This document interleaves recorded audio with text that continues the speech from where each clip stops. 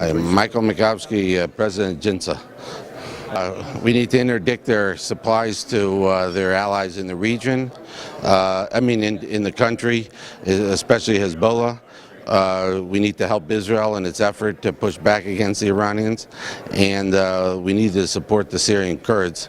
And we should support at least autonomy, if not independence. And I think we should make sure, if necessary, that we would offer them protection against the murderous Assad regime.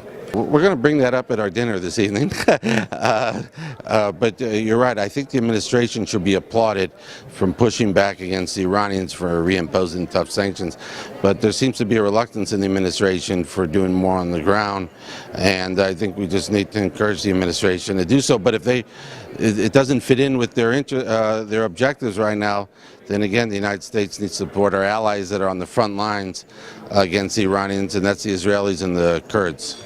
I'm glad at least the administration is not removing U.S. troops, special forces from eastern Syria, because they're in a very important location for disrupting that corridor that you're referring to.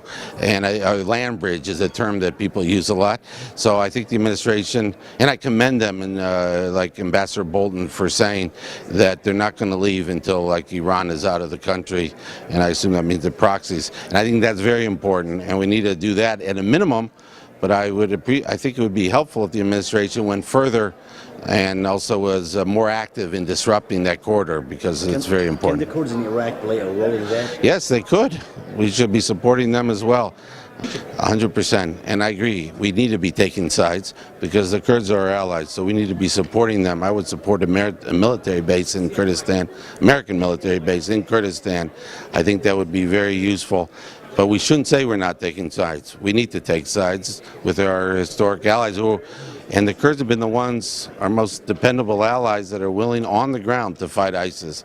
And we have to stand by them. Now, on the same token, the Kurds also need to work more together. And frankly, part of the problems we had last October was, frankly, there was divisions within the Kurdish community there. And that was very unfortunate, I think. But so I think the Kurds need to unite and really, frankly, work together on the same objective. But I agree with you completely. The United States needs to support the Kurds both in Iraq and Syria.